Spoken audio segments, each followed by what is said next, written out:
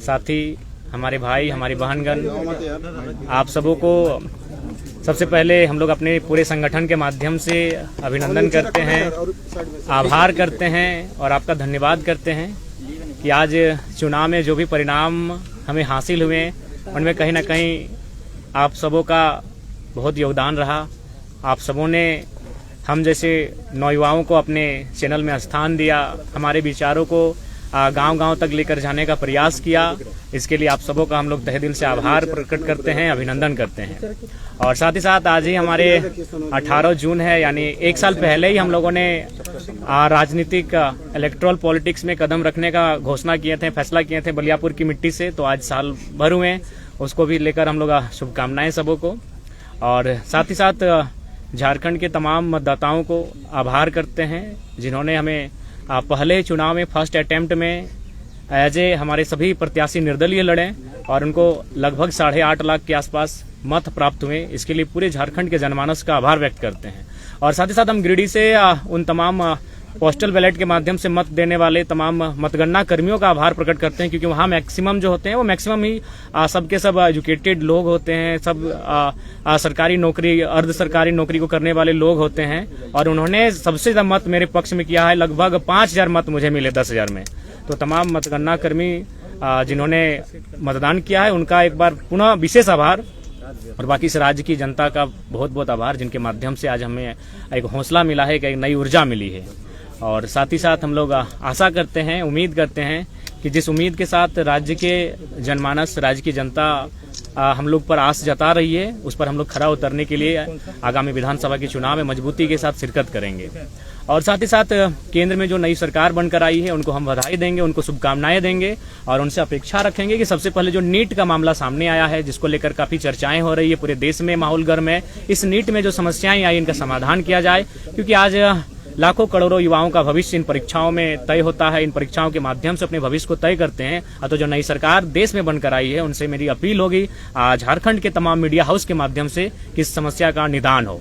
और साथ ही साथ जो भी हमारे प्रत्याशी जीत कर आए हैं, मैं उनसे इस बात की अपील करूंगा कि वो पूर्वाग्रह की राजनीति ना करेंगे, वो किसी बूथ को गिनकर किसी के सहयोग करने की राजनीति ना करेंगे।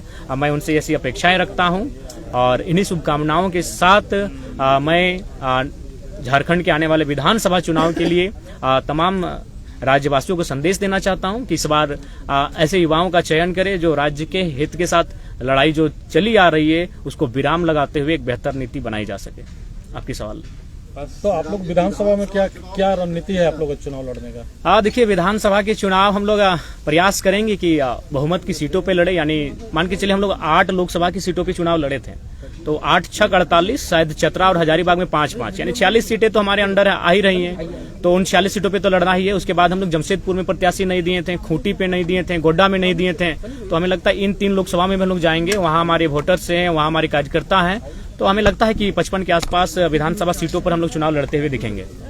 तो क्या आप लोग निर्दलीय लड़ेंगे कि कुछ? नहीं, देखिए, दिल्ली इसी क्रम में गए थे। दिल्ली जाने का कार्य डेमोक्रेसी का स्कूल में भी शामिल होना था और चुनाव संबंधित इलेक्शन कमीशन से जानकारियों को भी लेना था। तो हमें लगता है 15 से 25 दिनों के दरमियान हमारे पार्टी का सिंबल भी अलॉटमेंट होने की संभावना बन जाएगी और पार्टी को रजिस्ट्रेशन नंबर भी अलॉटमेंट हो जाएगा। तो पहले इंडियन स्कूल ऑफ डेमोक्रेसी, उसके बाद JNU। जी। इस तरह के व्याख्यान का क्या अर्थ है कि जयराम राष्ट्रीय परिदृश्य में अपनी पहचान और शिनाख्त को बनाना चाहते हैं? देखिए, मेरा उद्देश्य ये रहा कि जिन मंचों में मुझे अवसर मिला, मैंने वहाँ झारखंड की, मैंने तो आशा किया था कि संसद में झारखंड के विषयों को रखा जाएगा, लेकिन अगर संसद में जाने से हम लोग चूक गए तो कम से कम उन संस्थानों तक हमारे विषय जाने चाहिए जहाँ देश और राज्य के तमाम मुद्दों पर विचार और विमर्श किया जाता है। तो उसी उद्देश्य के साथ मैंने उन आमंत्रण को स्वीकार किया, चाहे इंडियन स्कूल ऑफ डेमोक्रेसी का मामला हो या फिर JNU का मामला हो।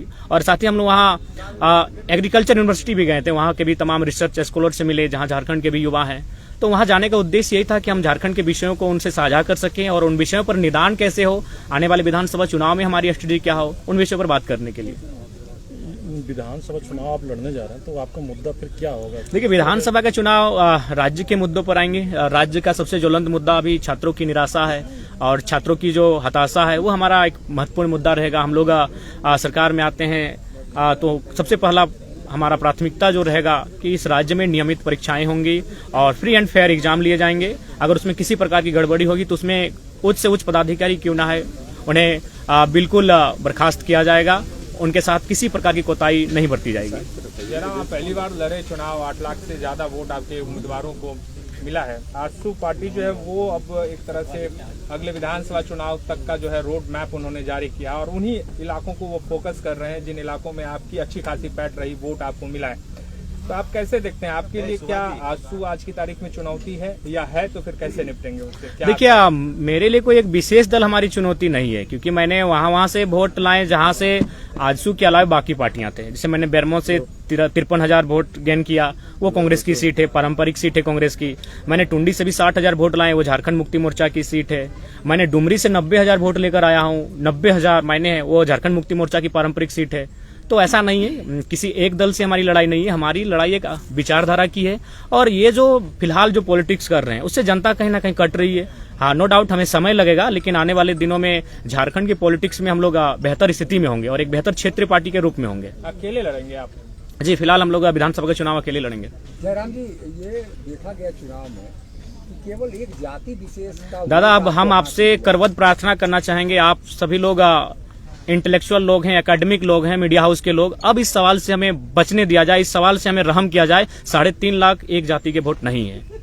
आप एक एक बूथ को सर्वे कर लीजिए, एक एक गांव, एक एक पंचायत का सर्वे कर लीजिए, 3.5 लाख वोट एक जाति के नहीं है। हाँ, ये सच्चाई है, जो भी बंदा जिसी समुदाय का रहता है उस समुदाय का वोट उसका बेस वोटर होता है। इससे कोई इनकार नहीं कर सकता, ना मैं इनकार कर रहा हूँ। लेकिन 3.5 लाख वोट किसी एक समुदाय के वोट नहीं है। सभी ने मुझे अपार जन समर्थन दिया है। लोकसभा चुनाव में आप रिजर्व सीट पे उम्मीदवार नहीं दिए। जयराम जी, आजसू का जो कैडर वोट है महतो बिरादरी का, वही कैडर वोट वहाँ पे आपको मिला।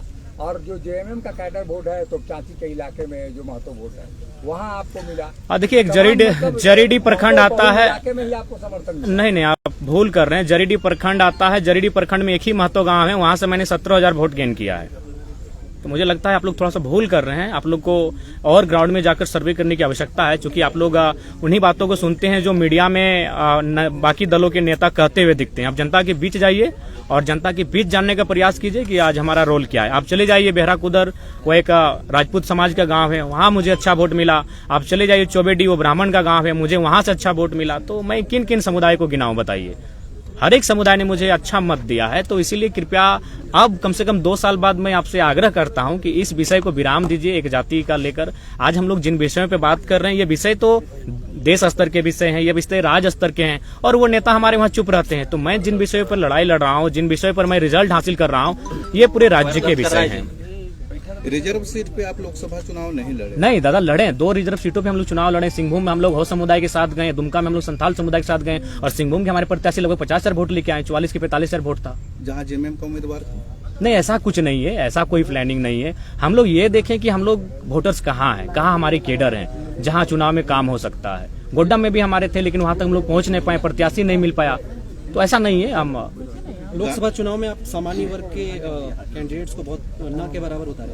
देखिए, एक्चुअली देखिए, लोग विधानसभा चुनाव में दिखेंगे निसंदेह। हम लोग गोड्डा के लिए भी प्रीफर किए थे कि उस सीट पर हम लोग सामान्य प्रत्याशी को रखें, लेकिन नहीं प्रत्याशी सामने आया। देखिए, सामान्य वर्ग कहीं ना कहीं थोड़ा सा आज के मैंने डेट में भी संपन्न है, तो इसलिए थोड़ा सा लेट लगे। उस समुदाय के बीच हमें आने में थोड़ा लेट लगेगा, लेकिन वे भी दिल खोल के तैयार हैं कि ये बच्चे जो आ रहे हैं राजनीति में, उनका स्वागत करेंगे। तो निसंदेह सामान्य वर्ग के लोग भी हमारा स्वागत करेंगे, उनके बीच भी हम लोग जाएंगे। गांडे उपचुनाव भी था, फिर क्यों नहीं लड़े उस पे? गांडे उपचुनाव हम लोग इसलिए नहीं लड़ पाएंगे, लोकसभा का चुनाव भी उसी तारीख को था और हम लोग नहीं मैनेज कर पाए, क्योंकि हमारा व्यवस्थित कोई टीम नहीं था, और व्यवस्थित टीम नहीं होने के कारण हम लोग इन चीजों को हैंडल नहीं कर पाए। एक अच्छा मौका था, क्योंकि आपके समर्थक आपको मुख्यमंत्री के तौर पर देखते थे। चुनाव लड़ेंगे। देखिए, मैंने शुरुआत में ही कहा था, यहीं पर मेरा प्रेस कॉन्फ्रेंस था, आपके बीच ही मैंने कहा था कि मैं लोकसभा का चुनाव अपनी मर्जी से लड़ूंगा, और गिरिडीह लोकसभा को मैंने प्रीफर किया था। धनबाद लोगों की मांग थी, लेकिन विधानसभा का चुनाव हम लोग प्रयास करेंगे कि जनता की राय के आधार पर लड़ेंगे।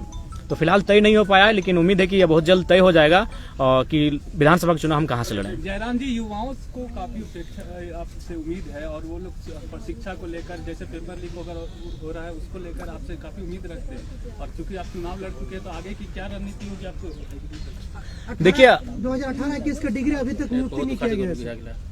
देखिए, उन सब विषय पे हम लोग लगातार मुखर होकर बोले हैं। आज हमारे बीच हमारे बड़े भाई देवेंद्र जी बैठे हैं। चुनाव के दौरान इनको लगभग 15 दिन जेल के भीतर रहना पड़ा, तो कारण वही था पेपर लीक का मामला। तो देखिए, जहां तक हम लोग का सामर्थ्य है, जिन विषय पर हमने देखिए, लड़ाई दो तरीके से लड़ी जाती है, या तो सदन के भीतर या तो सड़क में धरने के माध्यम से। तो हम लोग अगर सदन में नहीं तो सड़क से तो लड़ाई लड़ ही रहे हैं, सड़क से तो लगातार अपनी आवाज को बुलंद कर रहे हैं। हमारा जो सामर्थ्य है उन चीजों पर हम लोग कभी पीछे नहीं हटे, हम लोग कभी भी आवाज उठाने से, यहाँ तक आज मेरे ऊपर भी 13 FIR है, एक भी व्यक्तिगत FIR नहीं है। FIR क्यों मिला है? न किसी कंपनी में धरना देने के लिए, किसी को मुआवजा दिलाने के लिए, किसी को नियोजन दिलाने के लिए। तो ऐसा नहीं, हम लोग तो जनता के लिए अपना सर्वस्व निछावर कर चुके हैं। उतना छोड़िए, आज हम लोग घर का दृश्य नहीं जानते कि मेरे घर का दृश्य क्या है। घर में न जाने कितनी प्रकार की घटनाएं घटी, लेकिन हम लोग घर तक नहीं जा पाए, घर तक कदम नहीं रख पाए। हम लोगों ने सब कुछ अपना झारखंड को ही परिवार माना है, झारखंड को ही अपना घर माना है, और पूरे झारखंड वासियों के लिए हमने अपना सर्वस्व निछावर करने का प्रयास किया है। जयराम जी लगातार बोलते हैं कि पैसा वाला हम लोग नहीं है, तो आप लोग कैंडिडेट्स का नाम घोषणा कब कर रहे हैं? चूंकि जो विधानसभा चुनाव है उसमें समय देखिए, सबसे पहले बात मैं आप सबों से भी एक बार आग्रह करूंगा, चूंकि आप लोग का प्यार मिला, इसके लिए हम लोग हकदार भी थे। क्योंकि झारखंड के माध्यम से हम लोग देश की पॉलिटिक्स को भी एक अच्छा संदेश दिए कि हम लोग बिना पैसे की पॉलिटिक्स किए, तो एक बहुत सुंदर संदेश गया है। आसान नहीं है कि आप बिना पैसे से 8 लाख वोट गेन करते हैं। ये फिलहाल आज के दौर में 21वीं सदी में जिस प्रकार आज देश का माहौल है, उस माहौल में आप 8 लाख वोट बिना पैसा खर्च करके गेन करते हैं, तो ये कहीं ना कहीं बहुत बड़ा संदेश है, एक सकारात्मक संदेश है भारत के लोकतंत्र के लिए। और उस हिसाब से मैं सभी का धन्यवाद देना चाहूंगा। और बिल्कुल हम लोगों ने कहीं भी मैं अगर अपने गिरिडीह लोकसभा की बात करूं तो 2200-2300 के आसपास बूथ हैं, उनमें हमको लगता है 1200 से 1300 के बीच ही हमारे एजेंट बैठ पाए थे। 1000 बूथों पे हमारे एजेंट भी नहीं बैठ पाए थे, लेकिन वहां से हमें अच्छा वोट मिला है। तो एक तो बेहतर संकेत हम लोग दिए हैं। बीजेपी की ओर से डॉक्टर हेमंत बिस्वा दादा इधर पूरा देश देखिए 2 खेमे में बटा हुआ है, या एनडीए के साथ या इंडिया के साथ। आपको लगता है कि इन 2 खेमों को इग्नोर करके एक बीच का रास्ता निकाल करके आप कहां तक पहुंच पाएंगे? आपको लगता है कि प्री पोल भले ना हो मगर पोस्ट पोल अलायंस आपको करना पड़ेगा चुनाव के बाद? देखिए, अगर ऐसी स्थिति आती है तो हम लोग एक रायशुमारी करेंगे, जनता के बीच जाएंगे। जनता के बीच जाने में हमें समय नहीं लगता है, हम लोग ऊर्जावान हैं और जनता से इस राय को लेकर चलेंगे कि भाई आपने हमें मत दिया है, अगर ऐसी नौबत आती है तो जनता की राय से होगा। लेकिन फिलहाल हम लोग चुनाव अपने बूते लड़ेंगे, अपने सामर्थ्य के दम पर लड़ेंगे। सोशल मीडिया में चर्चा चल रहा है कि जयराम जी बीजेपी के साथ जा सकते हैं। देखिए, सबसे पहला बात, ऐसा कोई बात नहीं है। अब देखिए, लोग तो बहुत सारी कहानियां बनाएंगे, बहुत सारे किस्से भी सुनाएंगे आपको। मोदर बाबू एक PhD स्कॉलर हैं, एक राज्य की एक ऊंची सेवा को दे चुके हैं, और हम लोग चूंकि युवा है, हमारे मुख से त्रुटिपूर्ण बातें कभी निकल सकती है, लेकिन उनको एक सज्जन व्यक्ति हैं। अगर वो इस प्रकार की बच्चों जैसी चुनौतियां दे रहे हैं तो मुझे लगता है थोड़ा सा लिमिट में ही चुनौतियां दें, नहीं तो अगर स्वीकार कर लिए तो फिर दिक्कत उन्हीं को होगी, और जोरदार दिक्कत होगी। देखिए, उन्हीं का सवाल जो उन्होंने सवाल किया था, देखिए ढोलू महतो का सवाल, देखिए एक बात सुनिए, क्या समर्थन, क्या ढोलू महतो का विधानसभा बागमारा है, वहां चंद्रप्रकाश चौधरी जी हमसे 40,000 वोट से लीड करते हैं। तो अगर ढोलू को मेरा समर्थन होता तो हम 40 से लीड करते हैं। अगर ढोलू जी का समर्थन हमको होता, हम वहां 46,000 वोट लाएं, बहुत अच्छा लाएं, क्योंकि बागमारा एक शहरी क्षेत्र है प्लस ढोलू का क्षेत्र है, वहां से एक नया लड़का 47,000 वोट लाता है, ये बहुत बड़ी बात है। अगर उनका समर्थन होता तो कम से कम मेरा 70 से 75 होना चाहिए था। चीजों को समझिए, हम वह तीसरे पायदान पर हैं। अतः बागमारा विधायक जो वर्तमान में सांसद बन चुके हैं, उनका कोई संबंध नहीं रहा है। ये एक मीडिया में आया था, लेकिन वो सच्चाई नहीं है। विधानसभा चुनाव में सामान्य वर्ग को क्या टिकट देना? बिल्कुल, क्यों नहीं है, हर एक वर्ग, हर एक तबका, सबके साथ लेकर चलना है। ये विधानसभा अरे हम चुनाव है। लोग बिल्कुल देंगे। आज होश हवास में इतने मीडिया कर्मियों के माध्यम से कह रहे हैं, स्वर्ण वर्ग को भी हम लोग विधानसभा में उतारेंगे, और बाकायदा हम लोग चाहेंगे कि एकेडमिक लोग आए, कुछ पत्रकारिता से भी लोग आए। हम तो सनिदा को ऑफर कर रहे हैं, गोड्डा की किसी एक सीट को चयन करें, अभी 6 महीना का समय है, गोड्डा, महागामा, पोड़ाहाट, एक सीट का चयन करें। हम आपके सामने कह रहे हैं, अगर सनिदा एक सीट का चयन करते हैं गोड्डा से, तो हमारे प्रत्याशी होंगे। खतियानी उम्मीदवार या फिर गैर खतियानी? देखिए, हाँ, सवाल कर रही है दीदी, आपके जितने कैंडिडेट थे लगभग तीसरे पायदान पर रहे, बहुत मेहनत की है सनिदा। उनको फिर से मौका? देखिए, ये संगठन तय करेगी। पहला बात तो उनको हम लोग सांसद मान चुके हैं, तो वे सांसद की तैयारी कर ही रहे हैं। 2029 में निश्चय ही सांसद बनेंगे, लेकिन उसके बावजूद अगर संगठन को लगा कि वे विधानसभा में आने चाहिए, तो संगठन जैसा तय करेगी, संसदीय बोर्ड तय करेगी। दिया था कि जो सांसद का चुनाव लड़ेंगे वो विधायक नहीं लड़ेंगे। हाँ, ये हमने इसलिए कहा था कि हम लोग सत्ता के विकेंद्रीकरण की बात कर रहे हैं, नए नए चेहरों की बात कर रहे हैं, तो हम लोग चाहते हैं कि बाकी जो पार्टियां उनसे अलग पॉलिटिक्स करें। तो अगर जरूरत पड़ी उन प्रत्याशियों की, तो हम लोग लेके आएंगे उनको विधानसभा में। जयराम जी, एक photo Indian school of democracy में आपका वायरल होता है विधायिका अम्बा प्रसाद। देखिए आप देखिए, सबसे पहला बात है बातचीत हुआ उनसे आपकी? नहीं, ऐसा विशेष नहीं। आप झारखंड की विधायक हैं और मिली तो भाई झारखंड से बाहर हैं तो अपनत्व का भाव है, मिले उनसे, ऐसा बात नहीं है। लेकिन वो उनका भी निमंत्रण था, वो तो वहाँ जाने के बाद पता चला कि उनको भी निमंत्रण अच्छा, है। एक पीछे सवाल है हाँ। कि हार गए आप, ठीक है, फिर भी जाते जाते बहुत बड़ा संदेश दिए, लेकिन आपने समीक्षा किया, हाँ। कारण आपको क्या लगा? देखिए समीक्षा में कारण यही लगा कि इस बार जो देश का माहौल अभी भी इस बार रहा कि हम लोग वोट अपनी रास्ता कहाँ तैयार कर रहे थे। अगर मैं गिरिडीह लोकसभा की बात करूं तो 3.25 लाख से 3.5 लाख एनडीए वोटर हैं। एनडीए का प्रत्याशी कोई रहे, आपराधिक मामला रहे, वो अच्छा काम करे या ना करे, वो अगर पैरासूट से भी आए, अगर वो कन्याकुमारी और कश्मीर से भी अगर आके गिरिडीह में चुनाव लड़ता तो उसको 3 लाख 3.5 लाख वोट आते ही आते हैं। तो यानी एक वोट आपका था एनडीए का जो 3.5 लाख के आसपास खड़ा हो रहा है। प्रत्याशी से कोई मतलब नहीं, अच्छा है बुरा है, काम करे ना करे कोई मतलब नहीं है। और ठीक उसके उल्टा भी 3 लाख वोट खड़ा है कि हम एनडीए को नहीं देंगे।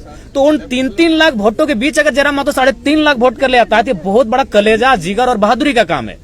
हम लोग एक जो नई पहचान बनाए, बहुत चैलेंजिंग विषय था, क्योंकि आप किसी भी लोकसभा में देख लीजिए 3 लाख वोट एनडीए का है और 3 लाख ठीक इस विचारधारा के विपरीत वोट है। और उस भीड़ में आप एंट्री करते हैं बिना किसी संसाधन के, बिना किसी बूथ मैनेजमेंट के, बिना किसी टीम के, और आप उसी के अनुपात में वोट लेके आते हैं। ये हमारे लिए गौरव का विषय है। देखिए, हम उन्हीं के सवाल पे चलेंगे। थोड़ा सा हालांकि आपको खराब लग नहीं, खराब नहीं लगेगा, क्योंकि जो हम लोग महसूस कर रहे हैं कि आप विधानसभा चुनाव में अब उतर रहे हैं। अब बात है शहरी क्षेत्र का, ठीक है, ग्रामीण क्षेत्रों में आपकी पकड़ है, लेकिन शहरी क्षेत्र जो है, जो बाहरी भीतरी का एक धब्बा आप पे लग गया है, इसको कैसे आप धोएंगे? देखिए, एक बात हम स्पष्ट कह रहे हैं, ये लड़ाई बाहरी भीतरी की कब रही। हमने ये कहा कि जिस प्रकार, अच्छा एक बात बताइए, आज भारतीय जनता पार्टी जिसकी आप बात करते हैं, उड़ीसा में उन्होंने किस आधार पर चुनाव जीता, क्या किसी को आइडिया है? क्योंकि लोकसभा का चुनाव था इसलिए उड़ीसा का मैसेज किसी तक नहीं आया। भारतीय जनता पार्टी ने किस बेस पे उड़ीसा का चुनाव जीता? अभी कहाँ 5 बार के सीएम पटनायक जी 5 बार के काबिल सीएम को पटकनी दिया, क्या आधार था? पांडियन, बीके पांडियन, जो कह सकते हैं कि चूंकि ये तो विवाहित शायद नहीं है माननीय मुख्यमंत्री, मुझे उतनी जानकारी नहीं, उनका बच्चा शायद नहीं है, तो उनको अडॉप्ट कर रहे थे एज सीएम। पांडियन कौन है? साउथ के हैं। बीजेपी उड़ीसा में क्या नारा देती है कि साउथ इंडियन उड़ीसा में नहीं चलेंगे। तो हम भी वही चाहते हैं कि कोई भी पूरे भारत के लोग यहाँ आए, अपना व्यवसाय करें, रहे खाएं, लेकिन नेतृत्व झारखंड के मूलवासी करेंगे। यही बीजेपी का नारा है। पब्लिक जनता को लेके आप क्या? जनता को हम स्पष्ट कहेंगे, बिल्कुल आप ये जो भाव उत्पन्न हो रहा है, चूंकि हमारे भी लोकसभा में ये आया था कि जयराम जीतेगा तो आपको बस में बैठ के घर जाना होगा, बिल्कुल ये गलत बातें हैं। आप जहां रहते हैं, वहां आप जिस नौकरी को करते हैं, आप जहां लीगली तरीके से रहते हैं, स्वागत है आपका। हमारे लोग भी लगभग 16 से 18 लाख लोग प्रदेशों में रहते हैं, ऐसा नहीं है ये केवल भ्रम है। लेकिन हाँ, नेतृत्व का अवसर इस राज्य के लोगों को मिले, ये सबको स्वीकारना होगा। एक सवाल है, गोमिया विधायक लंबोदर महतो बोल रहे हैं कि आप झारखंड मुक्ति मोर्चा के इशारे पे काम करते हैं। अच्छा, तो झारखंड मुक्ति मोर्चा के इशारे पे काम करते हैं तो डुमरी में हमको 90,000 वोट कैसे आता? एक पीएचडी वाले व्यक्ति अगर इस प्रकार के बयान दे रहे हैं तो हमको लगता है उचित नहीं है। टुंडी में हमको 60,000 वोट फिर कैसे आ जाता? बेरमो जो महागठबंधन का सीट है वहां हमको 50,000 वोट कैसे आता? उपचुनाव में सीट नहीं, हमने स्पष्ट कहा है कि हमारा पहला चुनाव किसी की मौत पे नहीं लड़ेंगे। वहां स्वर्गीय जगन्नाथ महतो की मृत्यु हुई थी और हम लोग पहला चुनाव शुरुआत किसी की मौत से करें, ये हमारा, चूंकि हम लोग सिद्धांतिक पॉलिटिक्स करेंगे, चुनाव हार जीत से ऊपर। अगर हम लोग को केवल चुनाव ही फोकस होता तो मैं आपको बताना चाहूंगा, एक पार्टी ने तो हमको यहां तक कहा था कि अगर आप नहीं लड़ेगा तो देवेंद्र जी को मना दीजिए, आप एक लड़का हमको दे दीजिए चुनाव लड़ने के लिए, हम लोग को प्रत्याशी नहीं मिल रहा है। तो अगर हम लोग को सांसद बनना होता तो आज जयराम महतो के साथ आप नहीं बैठे होते, आज सांसद जयराम महतो के साथ आप बैठे होते, क्योंकि मुझे भी आइडिया है कि किस सीट को कौन निकाल सकता है। दोनों दलों ने हमें सीधा ऑफर दिया था, एकदम सीधा, दिल्ली से डायरेक्ट टेलीफोन था, एक से हमारा 18 मिनट टॉक हुआ था, एक से 4 मिनट 45 सेकंड टॉक हुआ था कि आप लड़िए हमारी। और ऐसा नहीं कि आप एक सीट से, क्योंकि हमने नेता नहीं रहे भैया, जनता का आशीर्वाद है, हम लोग जननेता हैं, किसी सीट से चुनाव लड़ने का मादा रखते हैं, 4-5 सीटों से चुनाव लड़ने का मादा रखते हैं। और उन्होंने वही ऑफर दिया था कि आप गिरिडीह से लड़िए, आपका मन हो धनबाद लड़िए, आपका मन हो आप रांची चले आइए। इसी से जुड़ा हुआ सवाल है, गांडे से भी आप नहीं उतारे, मर्ज नहीं करेंगे अगर जीतते हैं चुनाव तो? जैसे देखिए, नहीं, हम लोग हाथ जीत से ऊपर की पॉलिटिक्स करने के लिए आए हैं, कोई मर्ज नहीं करेंगे दादा।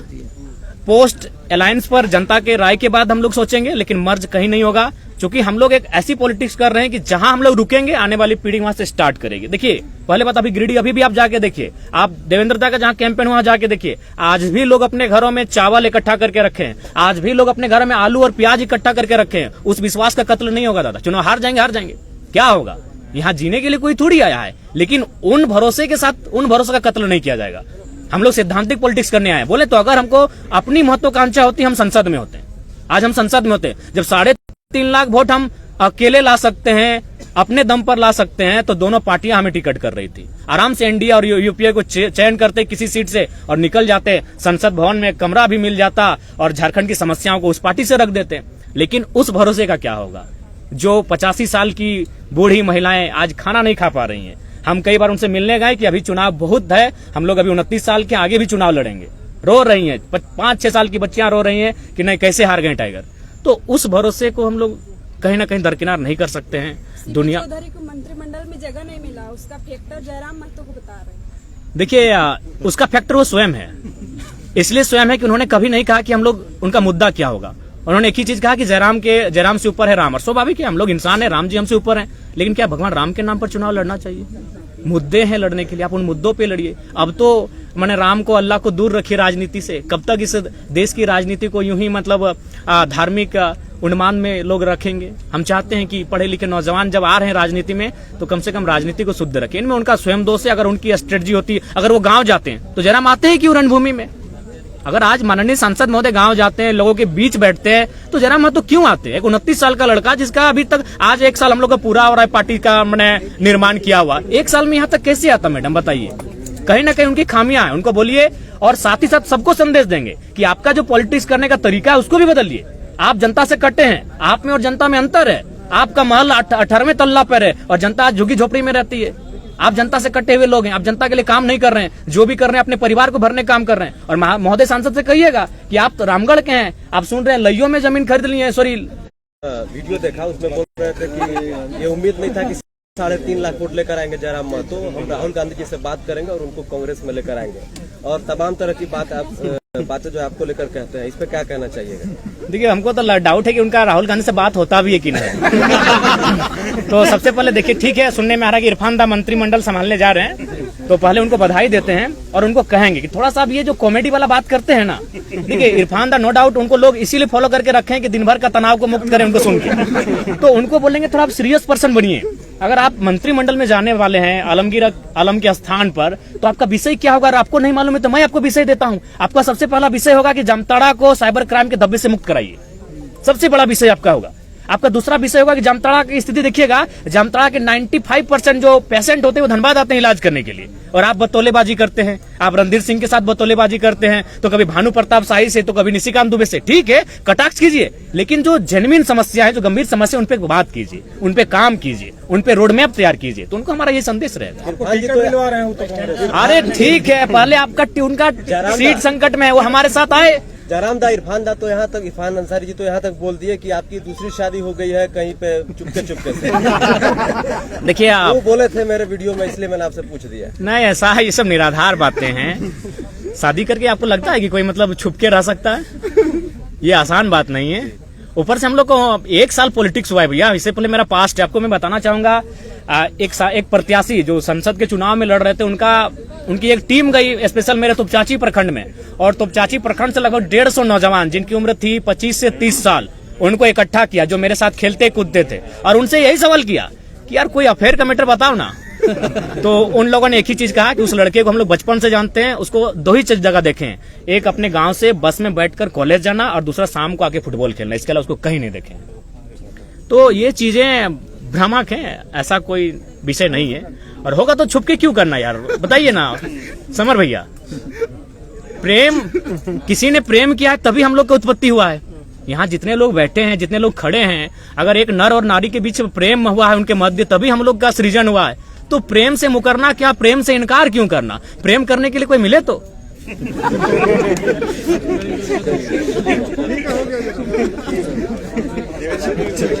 चलिए, आप भी बोलिएगा। सिल्ली से किसको दे रहे हैं? देखिए, ये सिल्ली की जनता तय करेगी। सिल्ली की जनता तय करेगी। सिल्ली की जनता तय करेगी। नहीं, अभी 15-20 दिन में क्लियर हो जाएंगे। तो अमित महतो के साथ ये नहीं, देखिए, अगर आएंगे तो सोचेंगे, क्यों नहीं सोचेंगे? अच्छे व्यक्ति हैं, उनका विधायकी भी गया है, जहाँ मतलब कहीं ना कहीं मैंने दुर्व्यवहार से, मैंने लोगों के राजनीतिक दलों के दुर्भाव से गया है। वही FIR एक धनबाद के विधायक का था, उनको 18 महीना मिला, इनको 24 महीना केस हुआ। परंतु एक झारखंडी होने के नाते उनके साथ हमारा सिंपैथी है कि उनके साथ अन्याय हुआ है, खासकर विधायकी जाने के मामले में। तो सिली समित महतो से मिलेगा क्या टिकट? देखिए अभी तय नहीं हुआ